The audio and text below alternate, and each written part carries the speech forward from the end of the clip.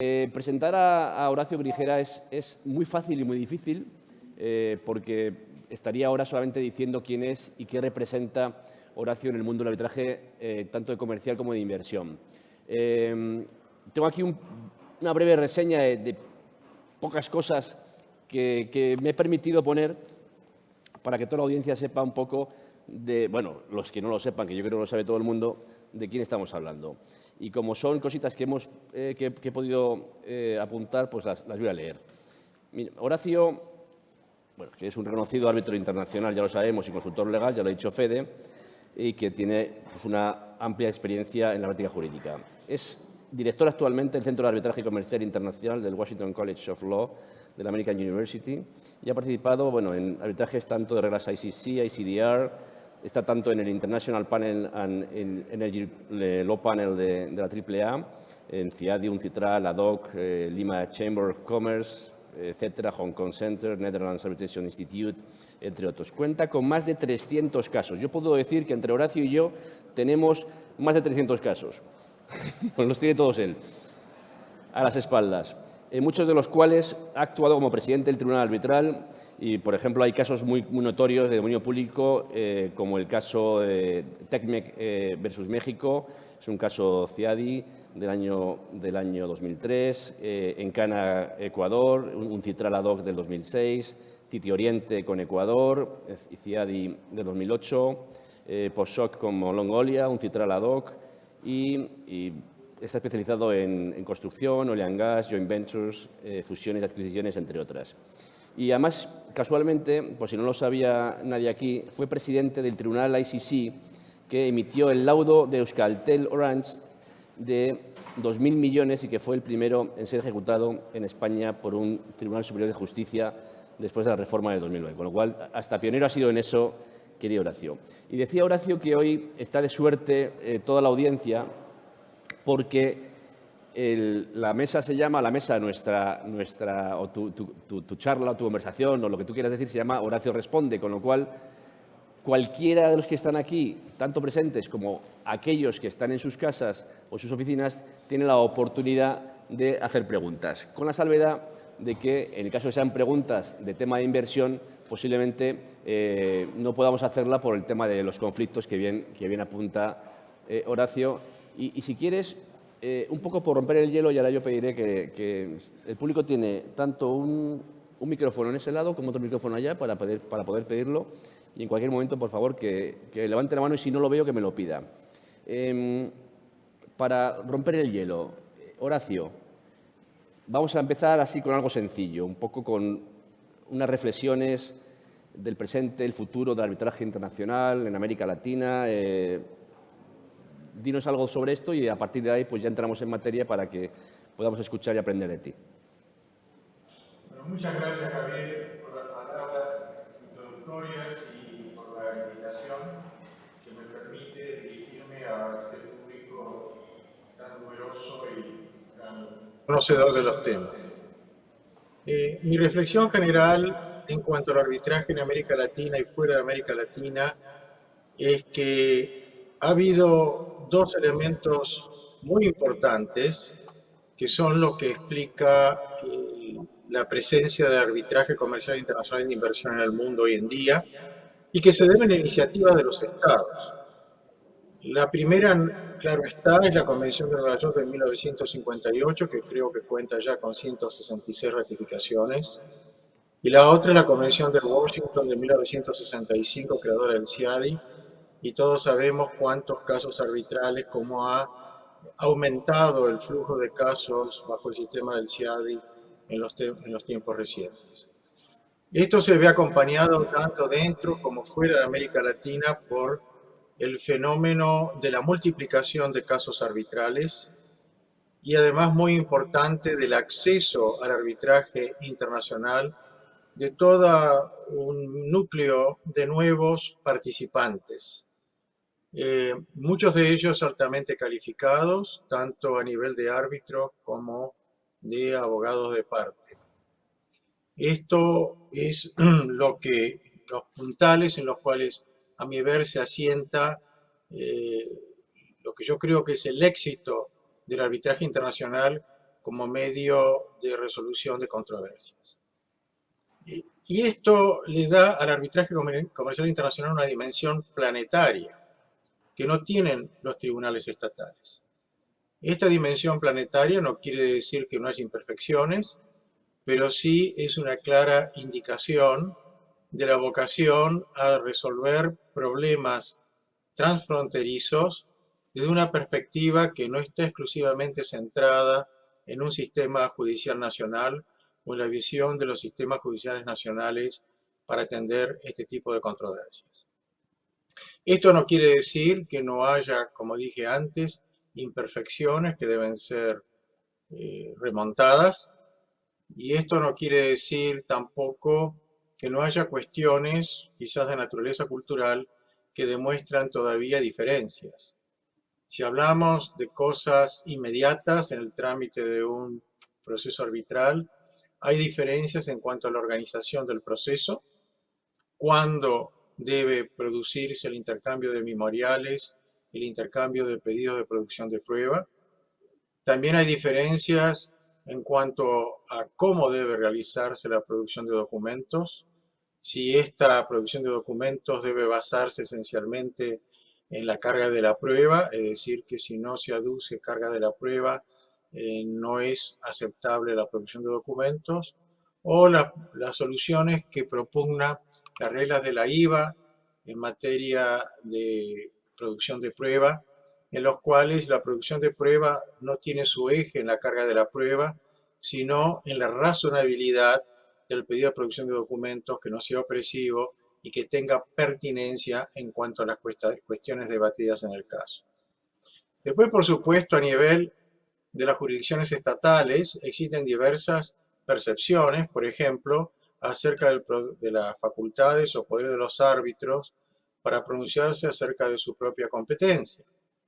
Tenemos por un lado la posición que vemos, por ejemplo, en las disposiciones del Código Civil francés, es fundamentalmente el artículo 1448 del Código Procesal Civil francés, que tiene una posición muy favorable a la competencia de los árbitros y a la necesidad de que la justicia francesa, los tribunales, se abstengan de intervenir en el caso, con la posición de la jurisprudencia norteamericana a través del caso First Options, en los cuales si no hay una delegación clara e inequívoca en los árbitros para resolver cuestiones, por ejemplo, de validez de la cláusula arbitral o de existencia de la cláusula arbitral, ello queda en manos de la justicia federal norteamericana, quien resuelve mirando al caso de novo, es decir, desde el principio, si esa delegación, si los árbitros tienen competencia o no para resolver acerca de su propia competencia. Entonces tenemos estas situaciones, también hay situaciones todavía de diferencia en cuanto a los privilegios que pueden invocarse para abstenerse de producir prueba, el privilegio de la relación abogado-cliente, lo que en Estados Unidos, en el sistema anglosajón, se llama el work product. Hay todas estas diferencias, pero en general el arbitraje comercial internacional progresa y va hacia adelante, como ya dije antes, con una proyección planetaria. Yo no sé, Javier, si me quedan unos minutos más para poder agregar algo que creo que debiera ser de interés, o si quieres directamente ir a las preguntas. Un poco ahí, eres libre, por supuesto, de decir todo lo que quieras, tenemos tiempo suficiente.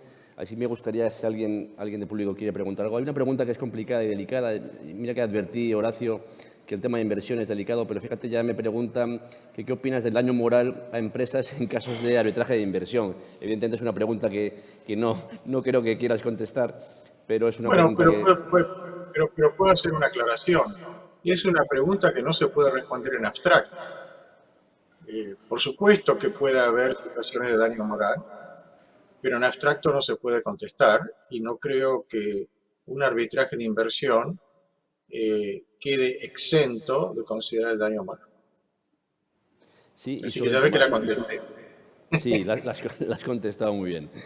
Sobre el tema de prueba, yo te he escuchado muchas veces hablar del principio Jura Novit Curia y su evolución en el arbitraje comercial internacional y la posición del árbitro ante este principio. ¿Cuál es tu posición actualmente sobre eso? Bueno, en primer lugar hay que ver cuál es el derecho aplicable, pero en términos generales, los árbitros no pueden alterar de manera unilateral el récord, la prueba, las alegaciones que tiene enfrente de él, es decir, las constancias del expediente, como diríamos en nuestro lenguaje más hispano. Y si los árbitros de manera unilateral traen a colación la aplicación de normas jurídicas que no fueron invocadas por las partes, está cambiando las constancias del expediente. No hay que olvidar que el derecho se prueba como un hecho en arbitraje. Y entonces, ante esa situación, me parece muy riesgoso que árbitros puedan de manera unilateral, su esponte, traer a colación cuestiones jurídicas que no fueron invocadas por las partes. Sobre todo que al hacerlo corre el riesgo de beneficiar una parte sobre la otra, con lo cual se estaría afectando el principio del debido proceso.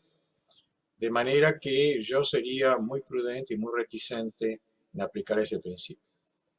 Sé que, por ejemplo, bajo las reglas de Praga, y estoy seguro que me ibas a hacer alguna pregunta sobre eso, esta posibilidad está presente, pero a mí nunca me ha tocado arbitrar en un caso en el cual las reglas de Praga hayan sido aceptadas por las partes de manera tal que se incorporen al elenco de cuestiones que los árbitros estarían facultados para determinar. Ausente ese tipo de clara indicación de las partes, no veo cómo los árbitros su esponte podrían cambiar lo que el expediente contiene. ¿Y no estás viendo entonces últimamente aplicación de reglas de Praga en arbitraje comercial internacional? Nunca me ha tocado. ¿Y crees que en el futuro serán unas reglas que tendrán una aplicación similar o semejante a las reglas de la IBA? Bueno, sobre la base de mi experiencia hasta ahora, pienso que no, porque siempre o con mucha frecuencia se hace referencia a las reglas de la IBA cuando se está construyendo la primera orden procesal del caso. Generalmente las partes aceptan que las reglas de la IBA se apliquen, pero normalmente como guía, no como hard and fast rule, no como una norma imperativa absoluta, pero es una guía que los árbitros normalmente tienen muy en cuenta cuando hay cuando hay una referencia de las partes a las reglas de la IBA, sobre todo el artículo 3 en materia de producción de documentos. Y un poquito relacionado también con la ley aplicable, no sé si, ¿qué opinas sobre la aplicación de la ley mercatoria o no en la decisión de fondo y su relevancia, la relevancia de los principios de unité droit y sobre todo también cuánta discrecionalidad tiene el árbitro para establecer el derecho aplicable? Un poco lo has contestado antes con el Jura Novit Curia, pero quería saber un poco si eso va más allá, si realmente luego sí que lo aplicáis. Bueno, en cuanto a la ley mercatoria, todavía alguien me tiene que dar una definición precisa de eso. Y mirá que yo soy discípulo de Berthold Goldman, yo seguí sus clases en la Facultad de Derecho de París II. Eh, son usos y costumbres. Si es costumbre, ¿cuál es la costumbre comercial? Si son usos, ¿cuál es la función de los usos? ¿Es una función meramente interpretativa? Yo creo que esa es la visión general. Uno puede invocar usos como medio de interpretación del contrato, quizás del derecho aplicable, en la medida que el derecho aplicable en sí acepte la invocación de usos como forma de interpretarlo, de interpretar las disposiciones contractuales. Yo, salvo que las partes den un mandato expreso al respecto, veo difícil poder decidir un caso haciendo abstracción del derecho aplicable. Es cierto que hay situaciones en que el derecho aplicable no ha sido seleccionado por las partes, pero ello no impide que los árbitros identifiquen un derecho aplicable mediante las normas de derecho internacional privado quizás comparado.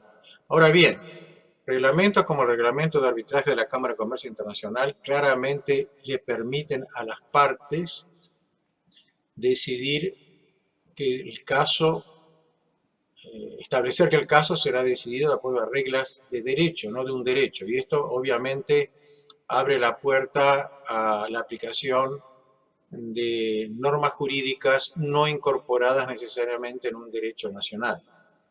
También la misma disposición le permite a los árbitros usar de ese tipo de, digamos, de franquicia. En cuanto a la primera parte de la disposición de las reglas de arbitraje de la Cámara de Comercio Internacional, solo si las partes expresamente abren esa puerta, los árbitros podrán ingresar por ella y apartarse de un derecho nacional. En cuanto a la segunda posibilidad, que los árbitros resuelvan de acuerdo a normas jurídicas, yo no conozco ningún caso que los árbitros, en ausencia de una elección expresa de las partes, se atrevan a hacer eso, porque corren el riesgo de excederse en su misión. Y esto es un riesgo que los árbitros seguramente tendrán cuidado en no hacer para evitar que su laudo pueda ser anulado. En los últimos tiempos, desde el año 2020, ha habido modificaciones en los reglamentos más importantes de las instituciones internacionales más relevantes, como el caso de ICDR, London Court y ICC. No sé si a partir de la pandemia, yo creo que los reglamentos se modifican cada 6 o 7 años aproximadamente, y en estos 2 años se han modificado de forma natural, un poco viendo la evolución y las peticiones de las partes en el arbitraje internacional, evidentemente comercial, pero también han incorporado a lo mejor cuestiones que se han incorporado antes de tiempo o por la pandemia, como son las audiencias virtuales, el uso de la tecnología, entre otros. Y luego hay otras incorporaciones como la intervención de terceros, un poco que de repente los third party funding aquí se ha tratado durante este congreso, durante el Open, que están cada vez interviniendo más, que se pide cada vez más que digan más, bueno, analicen más el conflicto cuando aparecen financiadores. Y me gustaría saber si tú ves que el uso de la tecnología y las audiencias virtuales va a ser algo que va a quedarse. ¿Cómo se está analizando en los arbitrajes donde hay partes de tantos lugares del mundo? Mi sensación es que sí, pero quisiera aclarar lo siguiente. Ya los árbitros internacionales y las partes estaban habituadas a utilizar medios tecnológicos, Zoom o cualquier otro equivalente para conversar entre ellas y quizás para tener audiencias que no necesariamente concernían el fondo, sino que, por ejemplo, para resolver alguna cuestión puntual, pedido de una medida precautoria o quizás en materia de jurisdicción. De manera de que a nivel del arbitraje internacional el uso de las tecnologías ya estaba incorporado en la práctica arbitral. Deliberaciones entre los árbitros vía Zoom, una vía equivalente, ya estaba incorporado. Y hay que marcar esta diferencia tan importante con lo que ocurre o ha ocurrido a nivel de las jurisdicciones nacionales, que no estaban adaptadas para este tipo de cuestión.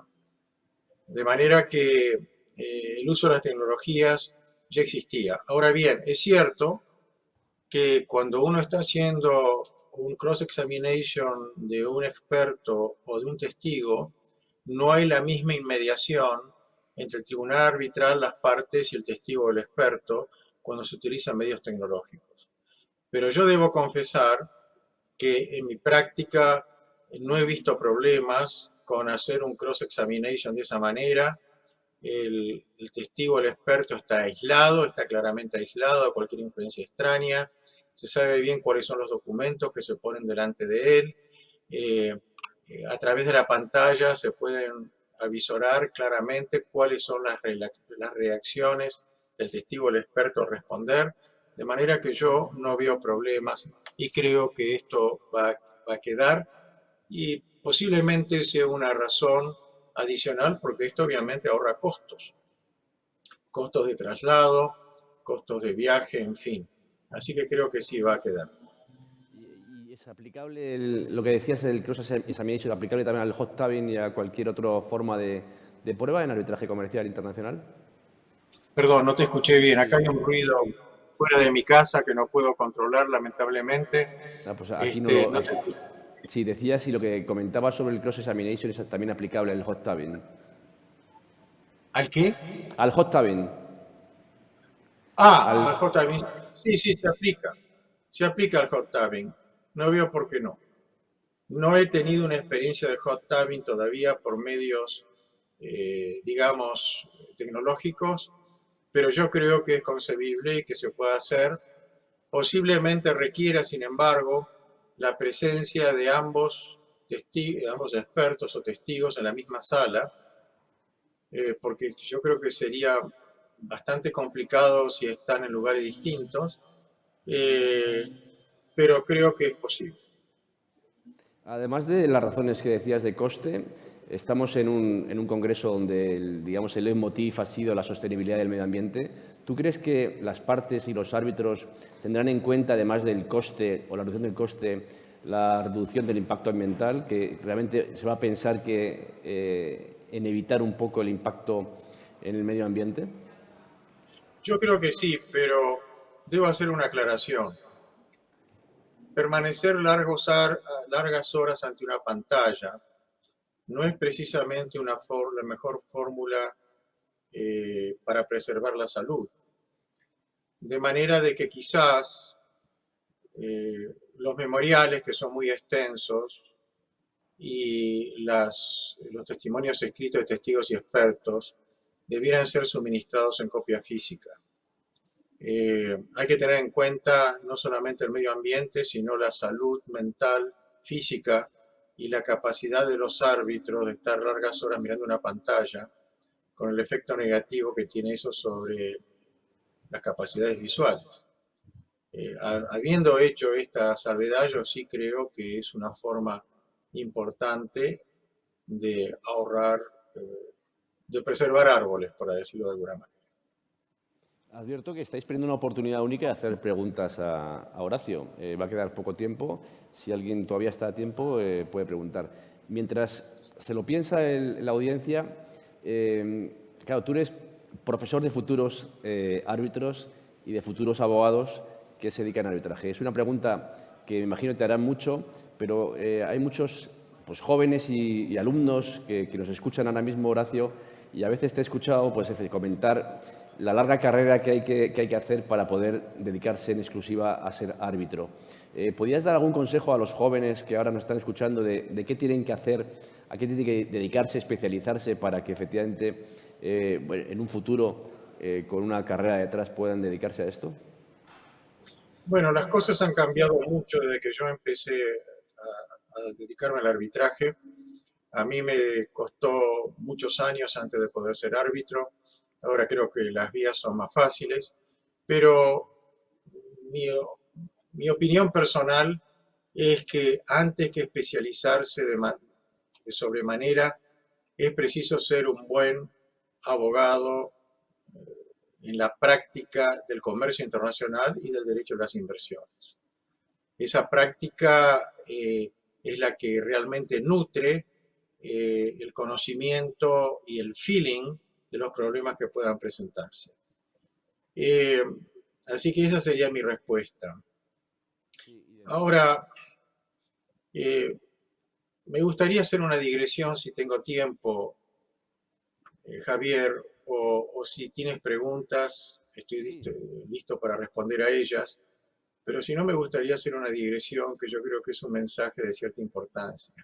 Adelante, adelante, faltaría más, Horacio, estamos deseándolo. Adelante, por favor. Bueno, no sé si lo estarán deseando, no sé si se arrepentirán después de escucharme, pero yo al principio de mi exposición hice una referencia a la Convención de Nueva York de 1958 y a la Convención de Washington de 1965.